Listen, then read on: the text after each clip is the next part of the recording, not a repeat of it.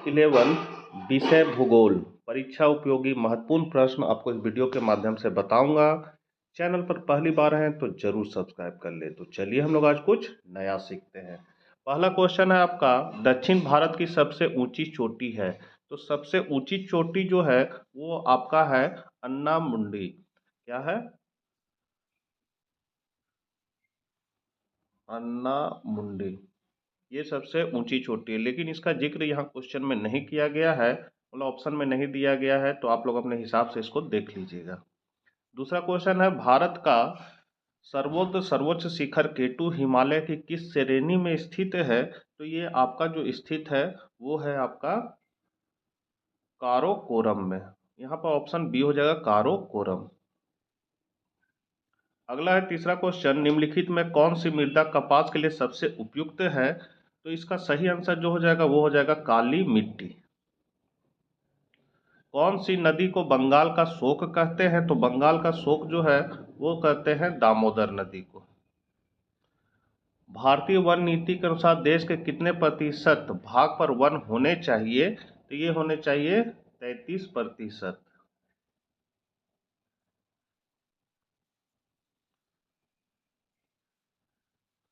निम्नलिखित में किसे स्थाकृति मानचित्र में पूरे रंग से दर्शाया जाता है? तो आपका इसका आंसर हो जाएगा वनस्पति। निम्नलिखित में से किस स्थलाकृति की दो या दो से अधिक सर्वोच्च रेखाएं एक दूसरे को विशिष्ट स्थान पर छूती है? इसका करेक्ट आंसर हो जाएगा जल प्रपात।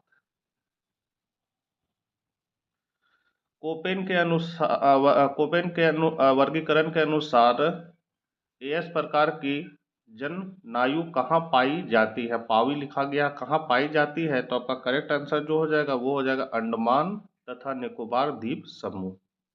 निम्नलिखित में से भारत की सबसे बड़ी नदी द्रोणी है। तो ये आपका सबसे बड़ी नदी द्रोणी है जो है वो है आपका गंगा।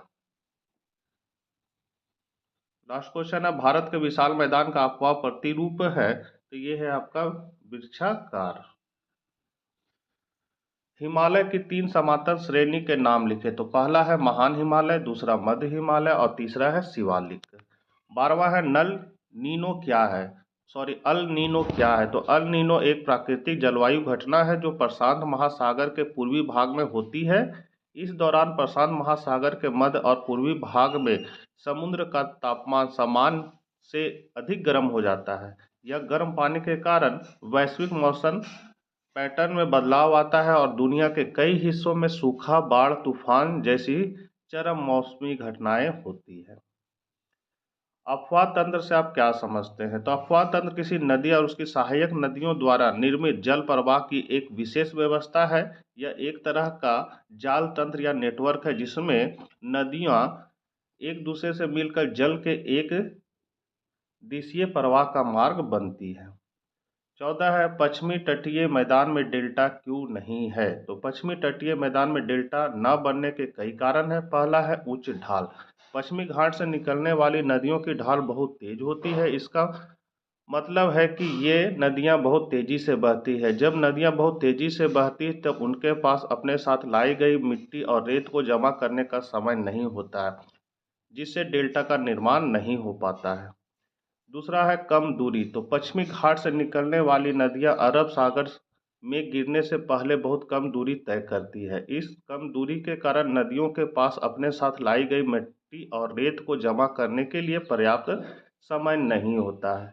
अगला है कठोर चट्टानें। तो पश्चिमी घाट की चट्टानें काफ़ी कठोर होती है। इन कठोर चट्टानों को काटकर नदियां अपना रास्ता बनाती है। इस प्रक्रिया में नदियों की ऊर्जा खर्च हो जाती है और उनके पास डेल्टा बनाने के लिए पर्याप्त ऊर्जा नहीं बचती है। फिर है ज्वार नदमुख। तो उच्च ढाल और कम दूरी के कारण पश्चिमी तटीय मैदान पर बहने वाली नदियां डेल्टा के बजाय ज्वार नदमुख बनाती है। ज्वार नदमुख एक भी आकार की संरचना है जो समुद्र में गहराई तक जाती है। लॉन्ग क्वेश्चन है, भारत के प्रायद्वीपीय पठार पर टिप्पणी लिखें। तो भारत का प्रायद्वीपीय पठार भारतीय उपमहाद्वीप का एक महत्वपूर्ण भौगोलिक इकाई है।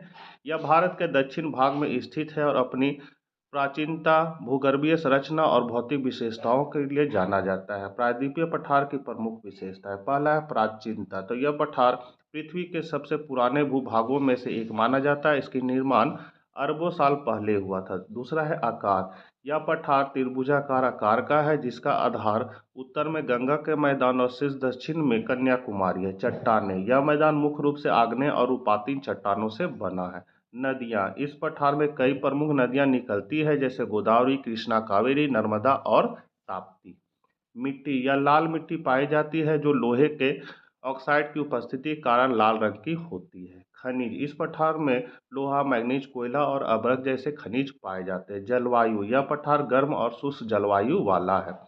प्रायद्वीपीय पठार का महत्व। तो कृषि। यहाँ की काली मिट्टी कपास की खेती के लिए उपयुक्त है। खनिज। यहाँ पाए जाने वाले खनिजों ने भारत के औद्योगिक विकास में महत्वपूर्ण योगदान दिया है। जल विद्युत। इस पठार से निकलने वाली नदियों पर कई बड़े बांध बनाए गए हैं, जो जल विद्युत का उत्पादन करते हैं। पर्यटन। तो यहाँ कई पर्यटन स्थल स्थित है, जैसे अजंता और एलोरा की गुफाएं। अब प्रायद्वीपीय पठार की समस्याएं। तो पहला है मृदा अपरदन। अत्यधिक वर्षा और ढलान वाली भूमि के कारण मृदा अपरदन की समस्या गंभीर है। सूखा। अनियमित वर्षा के कारण सूखे की समस्या भी यहाँ देखी जाती है। वन कटाई। तो बढ़ती जनसंख्या के कारण वन कटाई की समस्या भी गंभीर है। लास्ट क्वेश्चन है, भारत के विभिन्न जलवायु प्रदेशों में वर्गीकरण करें। तो भारत एक विविधता पूर्वक देश है और इसकी जलवायु भी बहुत विविध है। भौगोलिक स्थिति, पर्वत श्रृंखलाएं, समुद्र की धाराएं और मानसूनी हवाएं भारत की जलवायु को प्रभावित करती है। भारत के जलवायु प्रदेशों को मुख्य रूप से निम्नलिखित कारकों के आधार पर वर्गीकृत किया जा सकता है। पहला, अक्षांश। तो भारत विषुवत रेखा के उत्तर में स्थित है, इसलिए इसकी जलवायु उष्णकटिबंधीय है।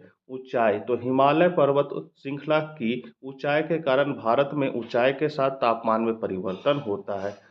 दूरी समुद्र से। तो तटीय क्षेत्रों की जलवायु आंतरिक भागों की तुलना में अधिक समशीतोष्ण होती है। मानसूनी हवाएं। तो मानसूनी हवाएं भारत में वर्षा का मुख्य स्रोत है और ये जलवायु को प्रभावित करती है। भारत के प्रमुख जलवायु प्रदेश निम्नलिखित है। पहला, उष्णकटिबंधीय मानसूनी जलवायु। तो विशेषता इसकी है गर्म और आर्द्र ग्रीष्मकाल और ठंडा और शुष्क शीतकाल होता है। क्षेत्र है अधिकांश भारत, विशेषकर गंगा के मैदान और दक्कन का पठार।